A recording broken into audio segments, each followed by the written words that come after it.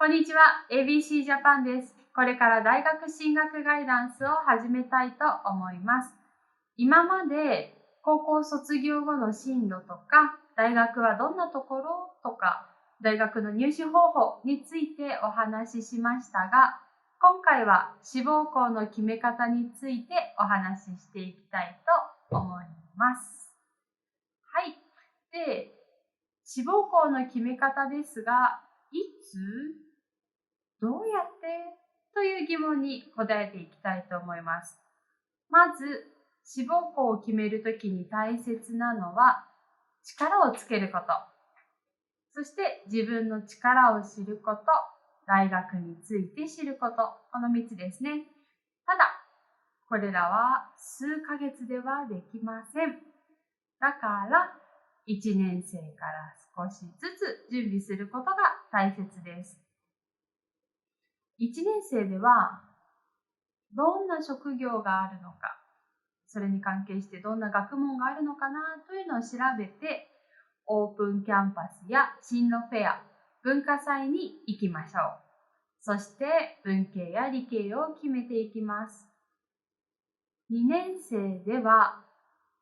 もっと深めていってどんな大学、学部があるのかを調べたり、またオープンキャンパス、進路フェア、文化祭に行ったり、模擬試験を受け、その結果を考えながらどんな大学に行きたいかを決めていきます。3年生になっても模擬試験は定期的に受け、自分のレベルを確認しましょう。そして第1志望を決めて第2、第3も決めていきます。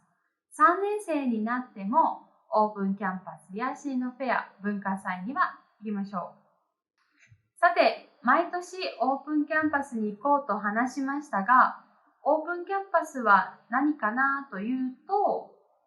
高校の学校説明会とか行ったことあると思いますが、それの大学バージョンですね。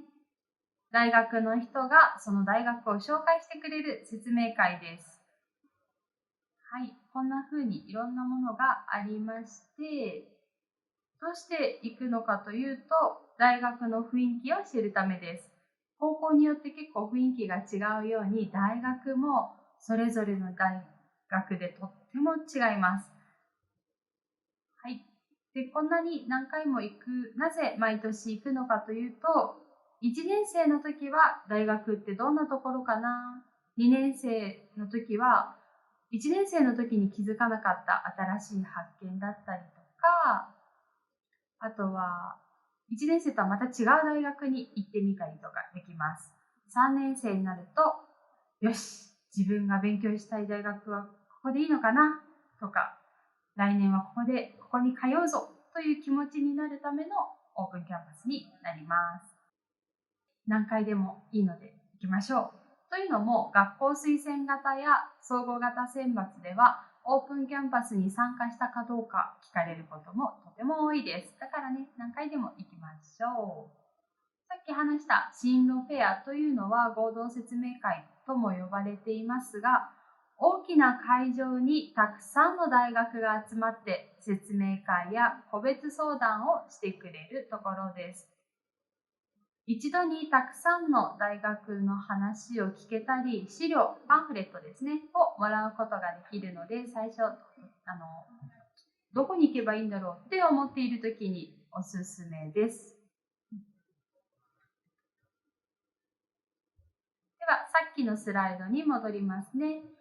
この志望校決めの中で確認しておきたいことは、このタイミングです。志望大学、学部を決めること。なぜかというと、これで受験科目が決まるからです。2年生からではなく、1年生の時も2年生の授業を選ぶときに気をつけましょう。というのも、これは例なんですけど、文系なのか理系なのか、日本史選択、世界史、それとも地理もしくは政治経済、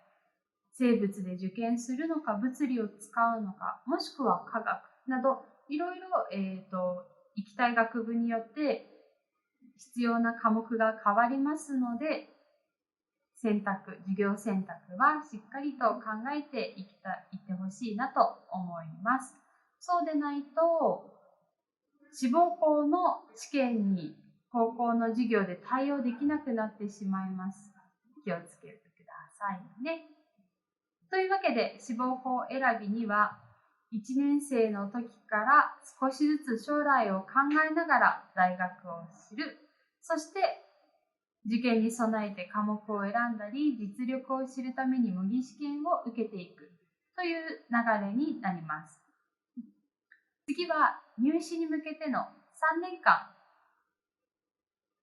勉強、学校生活、資格検定のポイントからお話ししていきたいと思います。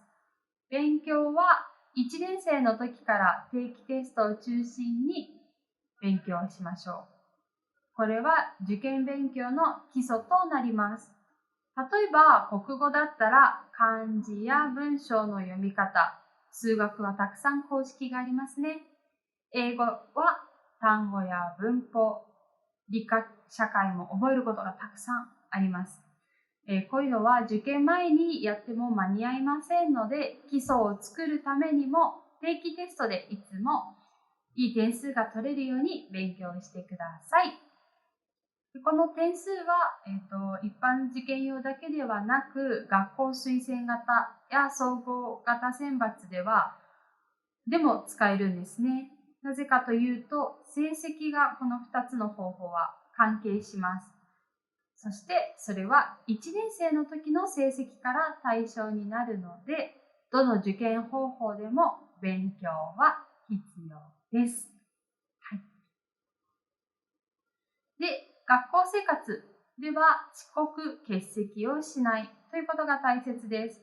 この2つ、どの試験でも重視されますから、遅刻、欠席はしないように。そして、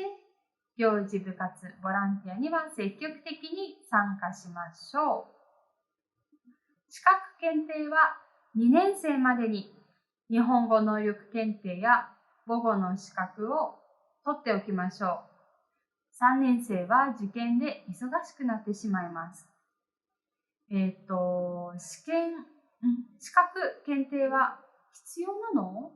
と思うかもしれませんが、あった方がいいです。自分が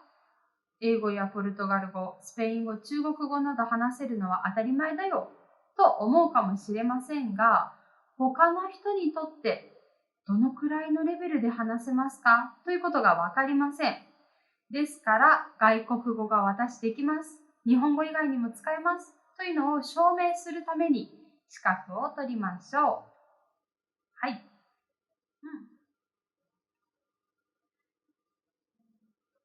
でね、この検定とかは受験の時にも使えます。学校推薦型や総合型選抜では